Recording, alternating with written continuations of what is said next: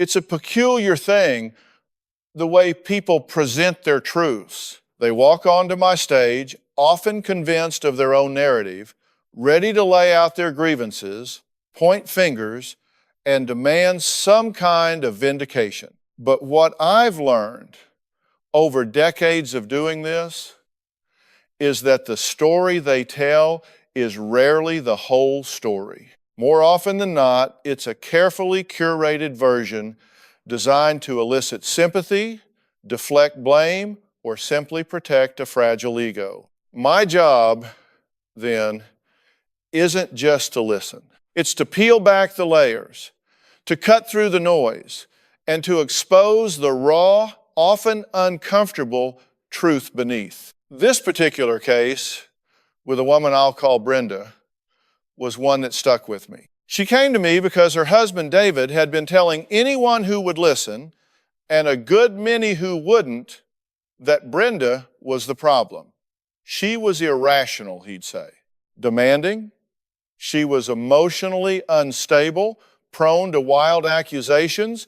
She was, in his words, making his life a living hell.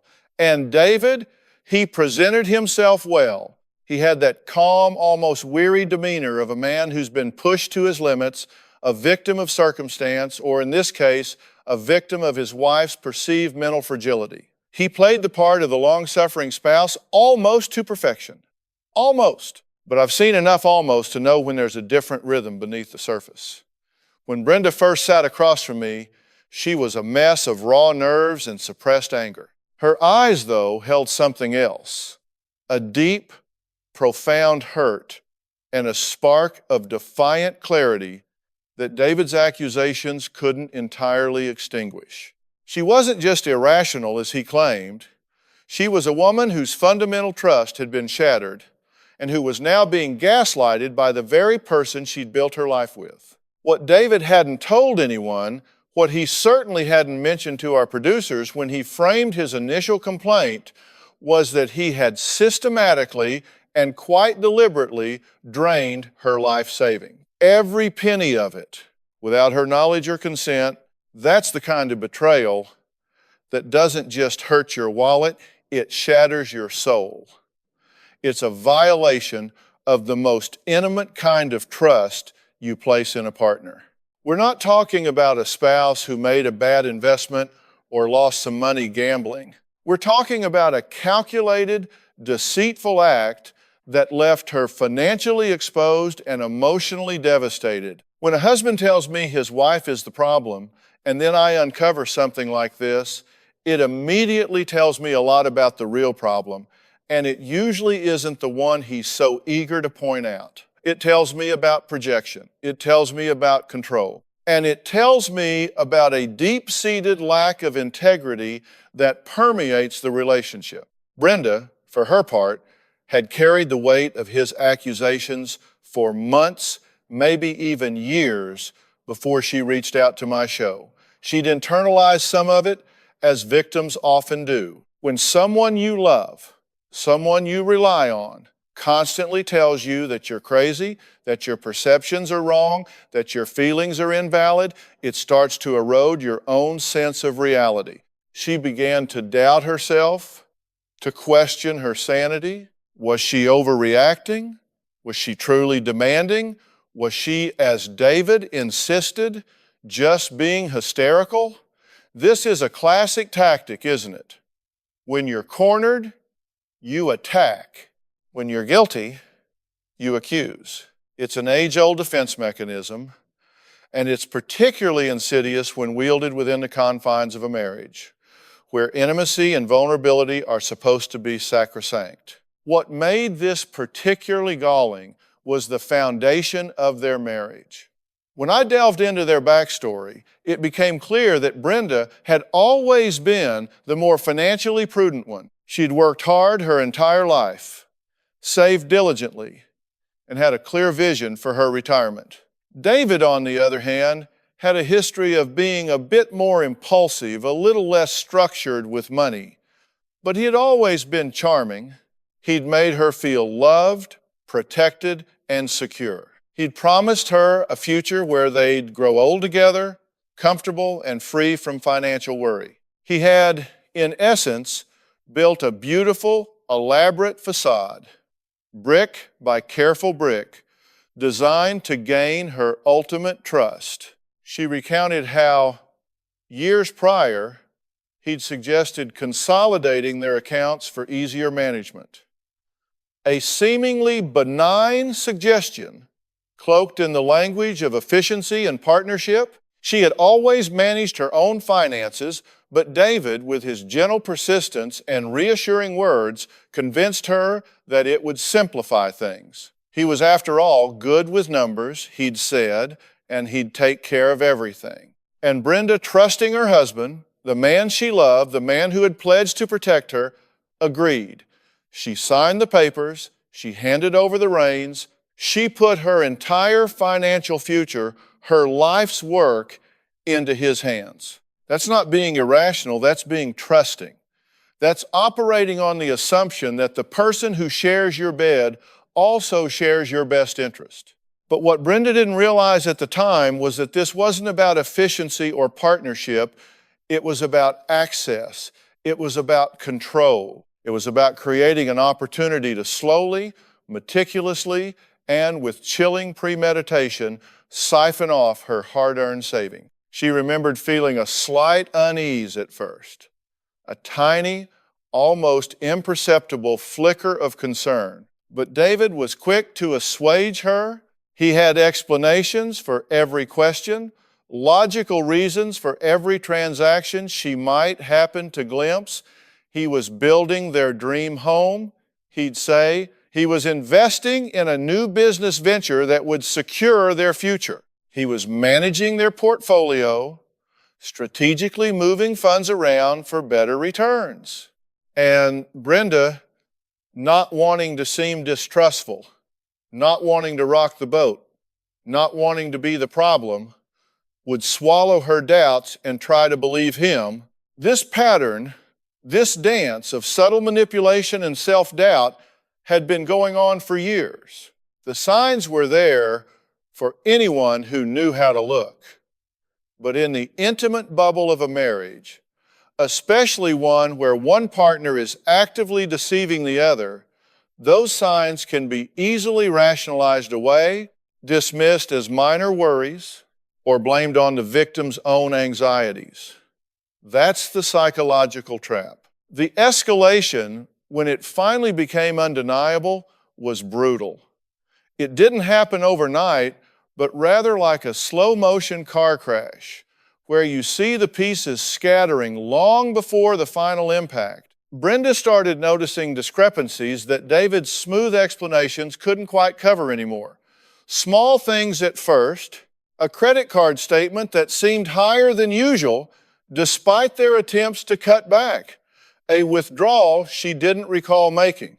David would brush it off, often with a dismissive wave of his hand or a slight edge to his voice, implying she was being paranoid. "You always worry about money, Brenda," he'd say, turning her genuine concern into a character flaw. "Just relax. I've got it handled." But eventually, the small things added up to something too big to ignore. The house, their supposed dream home, he was always building or investing in, never quite materialized. His business ventures remained vague, yielding no visible returns, only demands for more capital. She started doing her own digging, discreetly at first. Old bank statements, documents he thought he had hidden well. What she found was a systematic dismantling of her financial security. Large sums transferred out, not to investments or joint projects, but to accounts she didn't recognize, to expenses that had nothing to do with their shared life. He wasn't building their future. He was funding his own clandestine lifestyle, whatever that was, at her expense. When she finally confronted him, armed with undeniable proof, the carefully constructed facade crumbled, revealing the ugly truth beneath. But David's reaction wasn't contrition or admission. It was fury. pure, unadulterated rage. He didn't deny it as much as he attacked her for daring to question him, for invading his privacy. He blamed her for his actions, twisting the narrative until he was the victim of her mistrust and nagging. If you hadn't been so controlling, he'd shout, if you hadn't put so much pressure on me, I wouldn't have had to do this. It was classic blame shifting, a desperate attempt to avoid accountability by making her the villain in his own story. The psychological gymnastics required to pull that off are astounding, but I see it play out time and again. The abuser blames the victim for their own abusive behavior. The arguments became explosive. What had once been disagreements fueled by minor marital friction now morphed into venomous accusations and counter-accusations. Brenda, once hesitant to express her doubts, now felt a cold, righteous anger. Her fear of being the problem had been replaced by the chilling realization that David was the problem, and he was intent on destroying her financially and emotionally. He called her names, minimized her feelings, and gaslighted her relentlessly. You're hysterical, he'd sneer. You're imagining things. You're always so dramatic.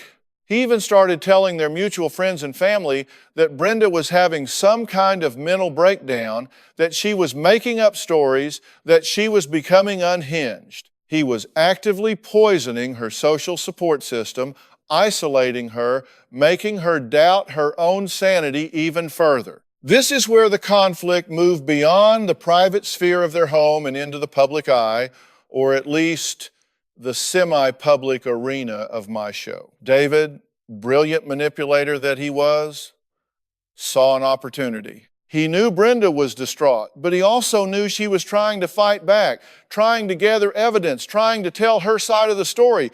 He thought he could beat her to the punch. He reached out to our producers, framing himself as the long-suffering husband dealing with an irrational, accusing wife. He portrayed Brenda as someone who was constantly creating drama, making wild accusations about money, and generally making his life miserable. He wanted to use my platform, or at least his perception of it, to publicly discredit her, to get a professional stamp of approval on his narrative that Brenda was the problem. He wanted me to tell her she was crazy. He was very good at it too. He presented himself as calm, reasonable, and deeply concerned for his wife's mental state, while subtly painting her as erratic and unstable. My team, trained to look for these red flags, still had to go through the process. They listened to his story, and then, as we always do, they reached out to Brenda. And that's when the real story began to emerge. Brenda, initially hesitant, feeling vulnerable and exposed, eventually found her voice. She started sharing her experience, detailing the financial discrepancies, the gaslighting, the emotional abuse. She had documents, bank statements, emails. She had a paper trail that painted a very different picture from the one David was so eager to display. It became clear to us that this wasn't just a marital dispute. It was a deeply manipulative, potentially criminal act wrapped in the guise of marital discord. David wasn't looking for help. He was looking for validation for his deceit.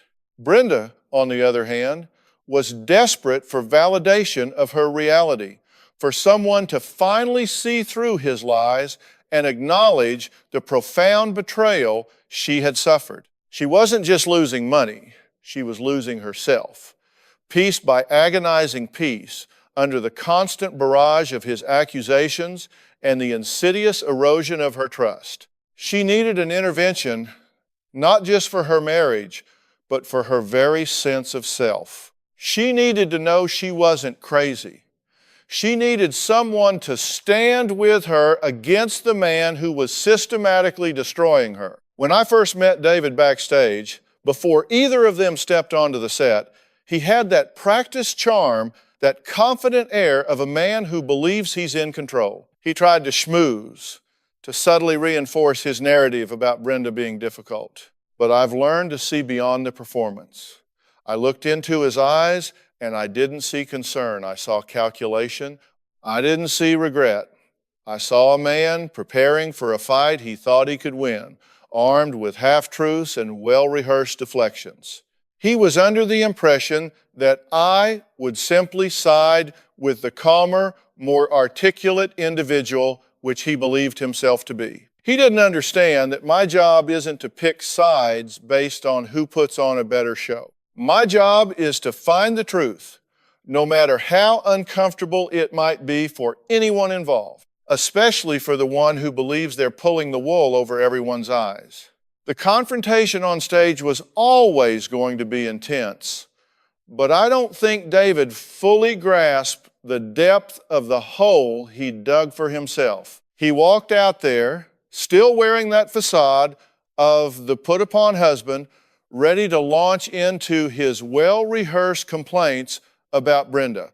Brenda, on the other hand, was terrified but determined. You could see the fear etched on her face, but beneath it, there was a steeliness that had been forged in the fires of betrayal. She had decided she was no longer going to let him define her reality.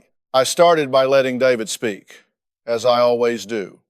It's important to allow people to present their case, to show me their narrative in its purest form before I begin to dissect it. He talked about Brenda's supposed instability, her emotional outburst, her constant accusations about money. He painted her as an unreasonable, demanding wife who was making his life impossible. He spoke with a measured tone, almost a mournful sigh at times, as if he genuinely grieved the loss of the woman he once loved, now replaced by this problematic version. He even shed a few strategic tears, a practiced display of vulnerability designed to elicit sympathy from the audience and from me. It was a master class in manipulation, really, but one I've seen countless times before. Then it was Brenda's turn.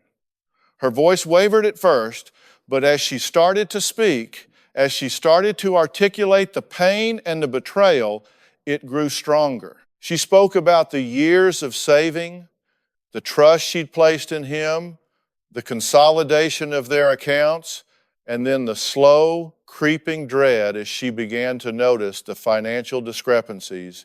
She described the gaslighting, the accusations of her being crazy or hysterical whenever she dared to question him. She wasn't just telling a story, she was reliving a trauma right there on my stage. This is where I step in. My role isn't just to moderate. It's to push, to challenge, to make people confront the uncomfortable truths they've been avoiding. I looked directly at David. David, I said, my voice calm but firm, cutting through the emotional noise, you've told me that Brenda is making wild accusations about money, that she's being irrational. But what I have here, and I gestured to the stack of documents beside me, carefully redacted for privacy, are bank statements. And these statements tell a very different story from the one you're trying to sell. His eyes flickered just for a split second. The mask slipped. That's the moment I look for. That fraction of a second when the carefully constructed performance cracks and the raw fear or anger or guilt shines through. He tried to recover quickly, to dismiss the documents as misunderstandings or things Brenda doesn't understand. But I wasn't letting him off the hook. Let's be clear, David, I continued. These aren't misunderstandings. These are withdrawals, large withdrawals, transferred to accounts that are not jointly held for purposes that have nothing to do with your shared life or the investments you claim to be making. This isn't just about a wife being irrational or demanding about money.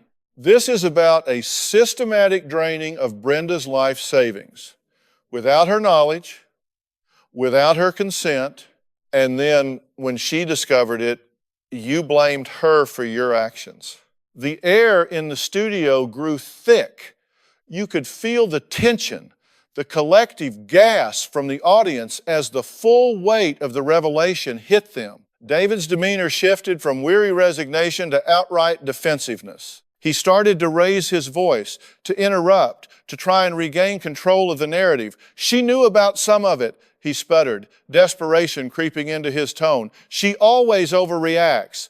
I was trying to manage things. Manage things? I pressed, leaning forward, my voice unwavering, by taking every penny she had worked her entire life to save, by leaving her financially vulnerable and then telling her she was crazy for noticing? That's not managing, David. That's a betrayal of the deepest kind. That's a violation of trust that goes to the very core of what a marriage is supposed to be. You came here, David, to tell me Brenda was the problem, but sitting here, looking at these facts, it's abundantly clear who the real problem is. He lashed out then, truly. He started to attack Brenda directly, shouting accusations about her own past financial decisions, trying to deflect, to create a smokescreen. He even tried to turn it on me, questioning my understanding of their complex situation. It was ugly, raw, and desperate. But Brenda, who had been listening, initially flinching at his outburst, suddenly found her voice again. You took everything, David, she said, her voice shaking but clear, cutting through his tirade. Everything I worked for. And then you made me feel like I was losing my mind for even asking where it went. You told everyone I was crazy. You poisoned our friends against me. You didn't just steal my money, you tried to steal my sanity. That was the breakthrough moment. Not just for Brenda, but for the entire dynamic. It wasn't just me confronting him. It was her confronting him armed with the truth and finally, unapologetically, reclaiming her own narrative. David deflated, the bluster evaporated, leaving behind a man who looked cornered, exposed, and for the first time, truly lost. He sat there, staring blankly ahead, the carefully constructed mask shattered beyond repair. He had nowhere left to hide. The truth, as it often does, had a way of cutting through all the lies and distortions. He had brought himself to my stage, hoping to weaponize it against her, but instead, he had unwittingly provided the very platform for his own unmasking. After that moment, the energy in the room shifted entirely. David, for all his bluster and attempts at deflection, was clearly broken. Not broken in a way that suggests remorse, not yet anyway, but broken in the sense that his carefully constructed reality had imploded right before his eyes and the eyes of thousands of people. He stopped talking, not out of any newfound introspection, but because he simply had no more lies that could stand up to the weight of the evidence and Brenda's undeniable truth. He slumped in his chair, a man utterly defeated, not by me, but by the undeniable facts of his own deceit. It was a raw, uncomfortable silence that hung in the air, punctuated only by Brenda's quiet, exhausted sobs. My focus then shifted. While exposing David's behavior was crucial, my ultimate goal is always to empower the victim, to help them understand their situation, and, more importantly, to chart a path forward. Brenda had been gaslighted for so long, manipulated into questioning her own sanity, that the act of simply being believed was in itself a powerful step towards healing. Brenda, I said, turning to her, my voice softer now, empathetic but still grounded, what David did was not your fault. You were not irrational. You were not crazy. You were trusting. You were in a relationship with someone who systematically betrayed that trust. And the fact that he then tried to turn it around on you, to blame you for his own actions, is a classic tactic of emotional abuse and manipulation. You endured an incredible amount of psychological torment on top of the financial devastation. But you stood up for yourself today. You brought your truth into the light. She looked at me, tears streaming down her face, but there was a flicker in her eyes, a recognition of what I was saying. It was like watching a person slowly emerge from a long, dark tunnel. She had been carrying so much shame, so much self-doubt, and in that moment, some of that burden visibly lifted. Now, I continued, where do you go from here? Because understanding what happened is the first step, but rebuilding your life financially and emotionally is the journey ahead. This is not a situation where a little counseling will fix things and you'll ride off into the sunset. This is a betrayal of the highest order. It fundamentally alters the landscape of your relationship, perhaps beyond repair. I didn't shy away from the hard truth. This wasn't a minor marital spat. This was a deep wound that required radical surgery. I talked about the legal implications, the importance of consulting with an attorney to pursue every available avenue for recovering her stolen savings. I emphasized the need for financial independence, for taking back control of her own money and her own future. But beyond the practical, I focused on the emotional and psychological recovery. Brenda, you need to surround yourself with people who validate you, who believe you, and who support your healing journey. I advised her. You need to rebuild your self-trust because that's what he tried to take away from you the most. You need to understand that what he did was a reflection of his character, not yours. You are not defined by his deceit. You are defined by your resilience, by your courage to stand up and demand the truth. David, during this entire exchange, remained silent. He was still there, physically, but he had retreated into himself. There was no grand apology, no sudden moment of epiphany where he confessed his sins and begged for forgiveness. That's often the reality of these situations. People like David, who are capable of such calculated deceit and manipulation, rarely have that Hollywood-style breakthrough. Their journey to self-awareness, if it ever happens, is a long and arduous one. And it begins with taking responsibility, which he was clearly not ready to do in that moment. When I asked Brenda what she wanted to do, whether she saw any path forward with David, her answer was clear, even though it was delivered with a quiet resignation. I don't know how I could ever trust him again, doctor. Phil, she said, her voice stronger than before, he didn't just take my money, he took my sense of safety. He tried to take my mind. I don't know who this man is anymore, or maybe I never really knew him at all. And that, for me, was the real outcome for Brenda. It wasn't a fairy tale ending where the bad guy suddenly transforms. It was an ending rooted in stark reality, but one that held the seeds of hope for her. She was no longer willing to live in the shadow of his lies. She was beginning the painful process of disentanglement, of reclaiming her life. The story of Brenda and David wasn't about reconciliation.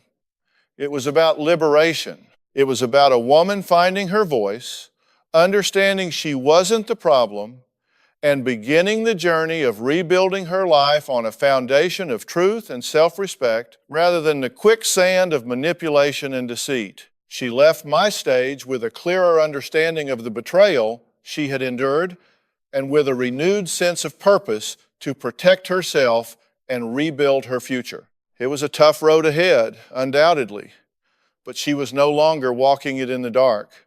She was no longer questioning her own sanity. And for someone who had been subjected to such profound gaslighting, that in itself was a monumental victory. The aftermath of a confrontation like that, for me, is never truly over when the cameras stop rolling. It's a moment of exposure, yes, but it's also the launch pad for what comes next in people's lives. For Brenda, the path ahead was undeniably challenging, but she had taken the critical first step, acknowledging the truth, not just to herself, but publicly. That validation, That external confirmation that she wasn't crazy, that her perceptions were accurate, was like fresh air after years of suffocating under David's manipulative narrative. She finally understood that the problem wasn't her, but the calculated deception of the man she had trusted with her entire future. We stayed in touch with Brenda for some time after the show, offering her resources and connecting her with legal and psychological support. She decided to move forward with a divorce, a painful but necessary step. The financial battle to reclaim her savings was going to be an uphill one. David, predictably, continued to resist, to obfuscate, and to minimize his actions. His capacity for self-deception was astounding. Even when faced with irrefutable evidence, there was a part of him, or perhaps all of him, that refused to fully grasp the gravity of his betrayal or the depth of the pain he inflicted. He continued to blame external factors, to cast Brenda as the instigator, even after everything was laid bare. This, unfortunately, is a common trait in individuals who engage in such profound psychological and financial manipulation. Their ego defense mechanisms are so strong that genuine remorse or accountability often remain elusive. Brenda, however, was no longer looking for his apology or his validation. She was focused on her own healing. The initial shock and fury eventually gave way to a deeper, more profound sadness. The grief for a future that was stolen and for a man she thought she knew but who turned out to be a stranger. But with that grief came a growing resolve. She started attending therapy sessions, working through the trauma of gaslighting and betrayal. She reconnected with friends and family members whom David had tried to alienate, explaining her situation and rebuilding those damaged relationships. Slowly, she began to reconstruct her life, brick by painful brick. She told us in a follow-up call a few months later that the most important thing she gained from being on the show wasn't necessarily the public shaming of David, though she admitted there was some grim satisfaction in that. It was the clarity, it was the moment on stage when she spoke her truth, and it was accepted, not dismissed. That moment allowed her to regain her own voice, to trust her own instincts again. She started managing her own finances with a meticulousness born of hard-won wisdom, educating herself and taking every precaution to ensure she would never be so vulnerable again. She wasn't just recovering money, she was recovering autonomy. The outcome for David was less clear-cut in terms of what he learned. He faced legal consequences, of course. His reputation, at least within his immediate circle, was shattered.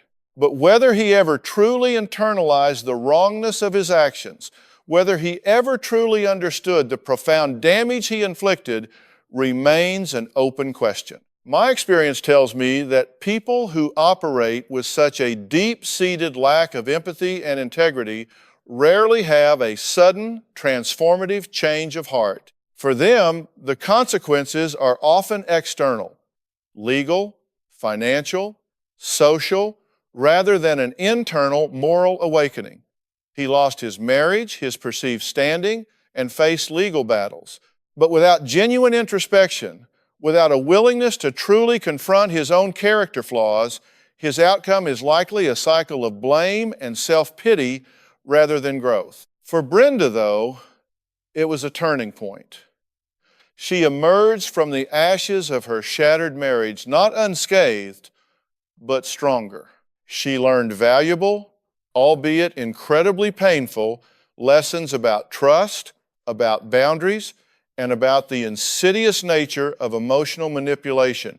She was rebuilding her financial stability, but more importantly, she was rebuilding her emotional resilience. She was learning to trust herself again, to validate her own experiences, and to identify red flags that she might have once ignored. She was charting a new course, one where her voice mattered, where her financial security was her own responsibility, and where she would never again allow someone to steal her future, let alone her sanity. Her story, like so many others, is a stark reminder of how fragile trust can be and how devastating its betrayal. It's a testament to the fact that sometimes the problem isn't the one being accused, but the accuser themselves. And for Brenda, the journey from victim to survivor, from a woman told she was crazy to a woman reclaiming her truth, was a powerful affirmation of the human spirit's capacity to heal and rebuild. Even after the most profound betrayals, she may have lost her life savings, but she ultimately found herself. The reverberations of a case like Brenda's extend far beyond the individuals involved. It lays bare universal truths about human relationships, about the insidious nature of control, and about the courage it takes to confront uncomfortable realities. I've often said that you can't change what you don't acknowledge. For Brenda, the acknowledgement was a brutal awakening, but it was also her liberation. For David, his refusal to acknowledge the full scope of his actions meant he remained trapped in his own web of deceit, denying himself any real path to redemption should he ever even seek one. Brenda's journey didn't end with the show, nor did it magically become easy. Healing from financial and emotional abuse is a marathon, not a sprint. She found an apartment, a small place of her own, and started working extra shifts. The road to financial recovery was slow and arduous, especially with the legal battles ongoing. She often felt overwhelmed, exhausted, and at times disheartened. There were days, she admitted, when the sheer weight of what she had lost, both financially and emotionally, felt crushing. The trauma wasn't just about the money. It was about the years she had invested, the dreams she had shared, and the fundamental belief she had held in the person she married.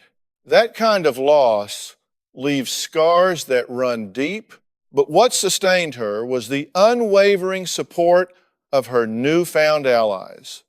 A therapist who specialized in abuse recovery, a lawyer who fought passionately for her rights, and a small circle of friends and family who, once they understood the true nature of David's actions, rallied around her.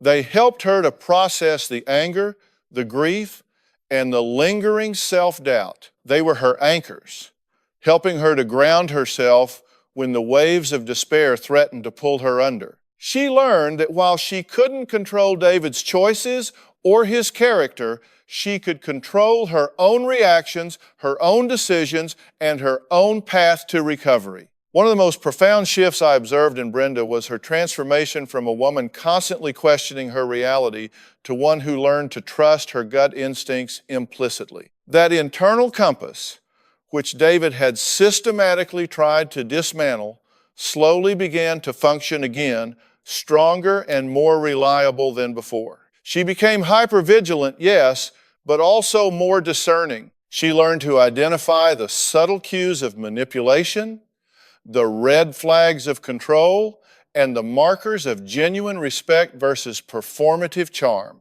This wasn't cynicism, it was wisdom forged in the crucible of betrayal. She eventually settled her divorce, though it was a compromise. She didn't recover all her stolen savings. The legal system, for all its intentions, can only do so much. But she recovered enough to start rebuilding, to have a fresh start without the crushing burden of debt David had amassed in her name. The financial outcome was not perfect, but it was a concrete step towards autonomy. More importantly, she felt a profound sense of justice, not just in the legal outcome, but in the reclaiming of her dignity. The final chapter for Brenda, as I see it, is not about finding another partner or achieving some grand material success. It's about quiet strength, resilience, and the profound liberation that comes from owning your truth. She embraced single life, focusing on her career, her hobbies, and her restored relationships. She found peace in her independence, a peace that had been absent for years while she was ensnared in David's web. She still carried the scars of her past, but those scars were no longer signs of weakness. They were badges of survival, reminders of how far she had come. Her story is a powerful testament to the fact that healing isn't about forgetting, it's about integration. It's about taking the painful experiences, learning from them, and using them to become a stronger, wiser, and more resilient individual. Brenda didn't get a dramatic happily ever after in the traditional sense, but she achieved something far more meaningful. She regained herself. She learned that her worth wasn't tied to a relationship or to the approval of a man who sought to control her. Her worth was inherent, and her ability to navigate such profound adversity was a testament to her unbreakable spirit. When people ask me why I do what I do, why I delve into these often messy, painful human dramas, it's for people like Brenda. It's for that moment when someone who has been told they are the problem for far too long finally sees the truth, stands in their power, and begins the courageous journey of rebuilding their life. It's about providing a platform for truth, for accountability, and for the possibility of genuine healing, even when the path is long and fraught with challenges. Brenda's story isn't about a sudden transformation for David. It's about the quiet, profound, and hard-won transformation of a woman who chose to reclaim her life from the shadows of deceit. And that, in my book, is a true victory. The lingering impact of a situation like Brenda's often extends beyond the immediate legal and emotional battles. It carves new pathways in a person's life, shaping their perspectives and hardening their resolve. I remember a conversation with Brenda a considerable time after her appearance on the show. She wasn't just surviving, she was thriving in her own way. She had built a new life, deliberately and meticulously ensuring that every decision was made with a newfound clarity and an unwavering commitment to her own well-being. This wasn't a superficial bounce back, it was a deep-seated transformation born from intense suffering. She told me about how she'd become an advocate for financial literacy, particularly for women. She started attending local workshops, sharing parts of her story anonymously at first, and then, as her confidence grew, more openly. Her intention wasn't to garner sympathy, but to empower others, to equip them with the knowledge and the awareness she wished she'd had earlier in life. She spoke about the subtle signs of financial control, how it often starts small, disguised as concern or efficiency, before escalating into outright abuse. Her experiences had given her a unique and valuable perspective, and she was determined to use it for good. Her social life had also undergone a significant restructuring. The friends who had initially sided with David or who had been swayed by his narrative had slowly faded from her life. It was painful, she admitted, to lose those connections, but it was a necessary pruning. The people who remained and the new ones she cultivated were those who genuinely supported her, who listened without judgment, and who celebrated her small victories as she rebuilt. She understood now that authentic relationships are built on honesty and mutual respect, not on pretense or manipulation. Brenda's relationship with money, once a source of comfort and security, then of immense anxiety and betrayal, had also evolved. It wasn't about accumulation anymore, it was about agency. Every dollar she earned, every investment she made, was a testament to her renewed control over her destiny. She sought professional financial advice, not out of fear, but out of a desire for informed empowerment. She read books, attended seminars, and became remarkably astute about her own financial planning. This wasn't a woman who was merely recovering. This was a woman who was actively redesigning her future, ensuring its foundation was built on solid ground. And what of David? His story, as far as I know, didn't have a redemptive arc. The consequences he faced were primarily external. He lost his reputation, endured the legal proceedings, and faced significant financial penalties, though Brenda never fully recovered what she lost. He was forced to confront the wreckage of his actions, but there was no indication that he ever truly accepted responsibility or experienced genuine remorse. He remained, in essence, the man he had always been, just stripped of his carefully constructed facade. That's the tragic reality for some. The lessons are presented, the consequences are felt, but the internal shift, the change of heart, never truly materializes. For him, the outcome was exposure and forced accountability, not transformation. Brenda, however, exemplified the power of choosing growth over victimhood. She didn't let David's betrayal define her entirely.